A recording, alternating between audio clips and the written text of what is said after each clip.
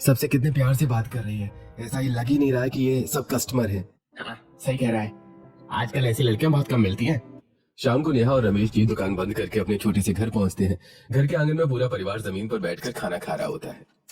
अरे नेहा बेटा, मैं तुझे बस एक ही बात समझाना चाहता हूँ। जी पापा। भले ही कोई तुझसे कितनी कठोरता से बात करे, कितना भी नीचे दिखाने की कोशिश करे, लेकिन तू हमेशा मिठास से जवाब देना। नेहा ध्यान से अपने पिता की बात सुन रही होती है। क्योंकि मिठास किसी भी नफरत को घोलने की ताकत रखती है, हैं? हाँ पापा, ये तो मैंने आपसे ही सीखा है। यहाँ तक कि आपके भाइयों ने आपकी जमीन तक ले ली, लेकिन आप आज भी उनसे कितने प्यार से बात करते हो। देखिए जी, आपकी ही बेटी है, आपकी भाषा में ही जवाब देती है।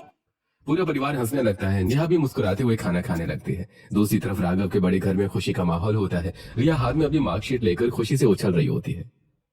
पापा, मैंने पूरे कॉलेज में टॉप किया है। अरे वाह बेटा, आज तो पूरे मोहल्ले में मिठाई बांटेंगे। राघव बेटा, जा मिठाई लेकर आ। जी पापा, अभी लाया। कुछ देर बाद राघव फिर से रमेश मिठाई स्टोर पहुंच जाता है। नेहा उसे देखते ही हल्का सा मुस्कुरा देती है। आप अक्सर इसी दुकान पर आते हो लगता है। आप तो हमारे रेगुलर कस्टमर बन गए हैं। राघव से नेहा की बात होती, राघव नेहा की तारीफ करता है। नेहा शर्मा कर नीचे देखने लगती है। उसके चेहरे पर हल्की मुस्कान आ जाती है। कई दिन बीत जाते हैं। अब राघव और नेहा फोन पर भी बातें करने लगे होते हैं। दोनों एक दूसरे को अच्छे से समझने लगे होते हैं। एक शाम राघव अपने घर के हॉल में गंभीर होकर बैठा होता है। कमला देवी सोफे पर बैठी चाय पी रही होती है। मम्मी, मुझे एक लड़की बहुत पसंद है। कौन लड़की? जो कोने पर मिठाई की दुकान है ना, रमेश मिठाई स्टोर, वो उसके पापा है। नेहा नाम है उसका। इतना सुनते ही कमला देवी का चेहरा गुस्से से बदल जाता है। क्या एक मिठाई वाले की लड़की से तू शादी करने की बात कर रहा है? मम्मी, वो बहुत अच्छी लड़की है। तू जानता नहीं हम कितने स्टैंडर्ड वाले लोग हैं। उसका और हमारा कोई मुकाबला नहीं है। वो 2 कौड़ी की लड़की इस घर की बड़ी बहू नहीं बन सकती। मोहन जी अखबार नीचे रखते हुए दोनों की बातें सुनने लगते हैं। अरे बच्चों को हक है अपना लाइफ पार्टनर चुनने का, तुम इतनी दखलंदाजी मत करो। इसका मतलब ये थोड़ी ना है कि जो इसके मन में आएगा वही करेगा। हमारी भी कोई सलाह होगी और इस घर में कोई गवार बहू नहीं आएगी। राघव की आंखों में गुस्सा उतर आता है। वो धीरे से खड़ा हो जाता है। कोई बात नहीं मम्मी, अगर आपको मेरी शादी नहीं करवानी तो मत करवाइए, लेकिन मैं शादी सिर्फ नेहा से ही करूंगा। इतना कहकर राघव वहां से चला जाता है। घर का माहौल एकदम शांत हो जाता है। अगले कुछ दिनों में राघव बिल्कुल बदल जाता है। वो अपने कमरे में बैठा अकेला रहता है। खाने की थाली बार बार वापस लौट जाती है। रिया और मोहन जी परेशान होकर उसे देखते रहते हैं। मम्मी, भैया ने सुबह से कुछ नहीं खाया। नखरे दिखा रहा है तो दिखाने दे। कमला, जिद मत करो, लड़का सच में परेशान है।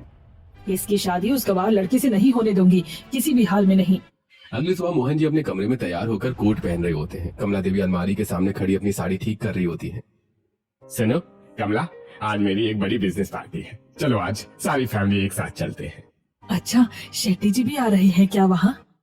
हाँ, शेट्टी जी भी आ रहे हैं, बल्कि वही पार्टी ऑर्गेनाइज कर रहे हैं। ये सुनते ही कमला देवी की आंखें चमक उठती हैं। अरे वाह, फिर तो मैं अपने छोटे बेटे मुकुल को उनकी लड़की से मिलवाऊंगी। शाम को पूरे घर में तैयार होने की हलचल मची होती है। रिया शीशे के सामने खड़ी होकर मेकअप कर रही होती है। दादी अपने कमरे में बैठी पंखा चल रही होती है। मुकुल अपने कमरे में ब्लैक सूट पहनकर तैयार हो रहा होता है। तभी कमला देवी उसके कमरे में आती है। थोड़ा बेटा अच्छे से तैयार हो ना। क्यों mummy?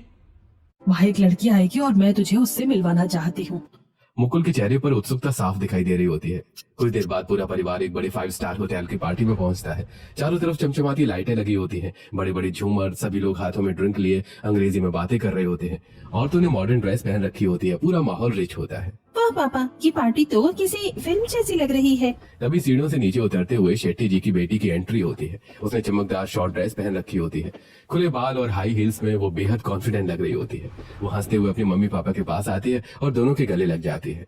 Hi mom, hi dad, मैं लेट तो नहीं हुई हूँ ना?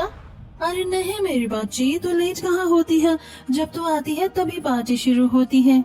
शिल्पा बेहद बोल्ड और फैंसी लग रही होती है। कमला देवी की आंखें चमक उठती हैं। वो तुरंत मुकुल का हाथ पकड़कर उसे शिल्पा के पास ले जाती है। हाय मिसेस शेट्टी, कैसी हो? मैं तो अच्छी हूँ, आप कैसी हो? आप तो दिखती ही नहीं। भाई साहब से तो मुलाकात होती रहती है। बस घर का थोड़ा काम रहता है और माँ जी की तबीयत भी थोड़ी ऐसी ही रहती है। ये मेरा बेटा है मुकुल। अरे मुकुल, जब आखिरी बार देखा था तब तो तू छोटा सा था, अब तो इतना बड़ा हो गया है। मुकुल का ध्यान लगातार शिल्पा पर ही टिका होता है। कितनी सुंदर लड़की है, वाकई बेहद खूबसूरत। आंटी जी आप कैसे हो? बड़ी संस्कारों वाली बच्ची है। यह सुनकर शिल्पा बस हल्का सा मुस्कुरा देती है। हमारे दोनों बच्चे बड़े हो गए हैं तो क्यों ना बच्चों की बात आगे बढ़ाई जाए। अरे आपने तो मेरे मुंह की बात छीन ली। मुझे भी मुकुल बहुत अच्छा लगता है। मैं तो खुद ही कहने वाली थी कि मुकुल और शिल्पा की शादी करवा देनी चाहिए। तो क्या मैं इस रिश्ते को पक्का समझूं? हाँ हाँ बिल्कुल। कमला देवी की खुशी का ठिकाना नहीं रहता। कुछ दिनों बाद मोहन जी और पूरा परिवार शेट्टी परिवार के आलीशान बंगले में पहुंचता है। तभी सीढ़ियों से शिल्पा नीचे उतरती है। उसने फिर से छोटी मॉडर्न ड्रेस पहन रखी होती है। बहू कम कपड़े पहनने से कोई बड़ा नहीं बन जाता। ऊंची दुकान फीका पकवान वाली बात न हो जाए। अरे मम्मी जी आजकल यही फैशन है। थोड़ी देर बाद दोनों परिवारों के बीच रिश्ता पक्का हो जाता है। कुछ महीनों बाद शिल्पा और मुकुल की धूमधाम से शादी हो जाती है। पूरे घर में खुशियां छा जाती हैं। लेकिन उसी रात मोहन जी गंभीर होकर कमला देवी से बात करते हैं। कमला, मैंने छोटे बेटे की शादी पहले करवा दी और बड़ा बेटा अभी तक कुंवारा बैठा है। मैं उसकी शादी उस गवार लड़की से नहीं करवाऊंगी। तुम पागल हो गई हो क्या? समाज हमारे बारे में कैसी बातें करेगा? कमला देवी चुप होकर दूसरी तरफ देखने लगती हैं। अगले दिन मोहन जी अकेले नेहा के घर पहुंचते हैं। छोटा सा घर लेकिन साफ सुथरा होता है। नेहा रसोई में अपनी माँ की मदद कर रही होती है। मोहन जी दूर से नेहा का व्यवहार देखते हैं। वो सभी से बड़ी मिठास से बात कर रही होती है। सच में लड़की तो हीरा है। दूर के ढोल सुहाने नहीं बल्कि असली संस्कार इसी में है। कुछ देर बाद मोहन जी रिश्ता पक्का कर देते हैं। कुछ दिनों बाद राघव और नेहा की भी शादी हो जाती है। कमला देवी पूरे समय मुंह बनाकर बैठी रहती है। लेकिन मोहन जी और दादी बहुत खुश होते हैं। नेहा गृह प्रवेश करके घर में आती है। नेहा सिर पर पल्लू रखी शांत खड़ी होती है जबकि शिल्पा मोबाइल में बिजी रहती है। अगली सुबह सूरज निकलने से पहले ही नेहा उठ जाती है। वो नहा धोकर पूजा करती है। नेहा एक एक करके सभी बड़ों के पैर छूती है। प्रणाम दादी जी। प्रणाम मम्मी जी। कई घंटों के बाद शिल्पा उन्नीदी आंखों से कमरे से बाहर आती है। उसके हाथ में मोबाइल होता है। बेटा आज तुम लोगों की पहली रसोई है। तुम दोनों थोड़े दिन आगे पीछे आई हो इसीलिए शिल्पा की रसोई भी नहीं हुई है। आज तुम दोनों को सबकी पसंद का खाना बनाना है। क्या आज के जमाने में भी ये पहली रसोई कौन करता है? कोई बात नहीं बेटा, तू जितना बना पाएगी बना लेना, बाकी मदद मैं कर दूंगी। बस कमला अभी से बहू को सर पर मत चढ़ा। माना तेरी पसंद की है लेकिन इसका मतलब ये नहीं कि उसे बढ़ावा देती रहेगी। तो क्या हुआ मम्मी जी, कम से कम इसका भार नेहा से तो अच्छी है। नेहा ये सुनकर भी चुप रहती है और मुस्कुराकर सब्जियां काटने लगती है। रसोई में दोनों बहुएं खाना बना रही होती हैं। नेहा बड़े प्यार से दाल सब्जी पूड़ी और कई मिठाइयां बना रही होती हैं। रसमलाई गुलाब जामुन और खीर की खुशबू पूरे घर में फैल जाती है। दूसरी तरफ शिल्पा को कुछ बनाना नहीं आता है। वो पास्ता और मैक्रोनी बनाने लगती है। नमक मिर्च का अंदाजा न होने की वजह से वो मुट्ठी भर भर कर मसाले डाल देती है। थोड़ी देर बाद पूरा परिवार डाइनिंग टेबल पर बैठा होता है। सभी दोनों बहुओं के खाने का स्वाद चखते हैं। बेटे की पसंद एकदम मीठी और सास की पसंद एकदम जहरीली। बेटा ये क्या खाना बनाया है? इसमें कितना तेज नमक है, एकदम जहर लग रहा है खाना। नमक मिर्च का थोड़ा ध्यान रख लेती। मुझे तो ऐसे ही खाना बनाना आता है। अगर पसंद नहीं आ रहा तो रहने दो, खाने को कोई जरूरत नहीं है। अरे उसकी भी थोड़ी तारीफ कर दो, उसने भी मेहनत से बनाया है। मुझे आपकी छोटी तारीफों की कोई जरूरत नहीं है। पूरा परिवार चुप होकर उसे देखने लगता है। शिल्पा हर बात का जवाब एटीट्यूड और जहर भरे शब्दों में देती रहती है।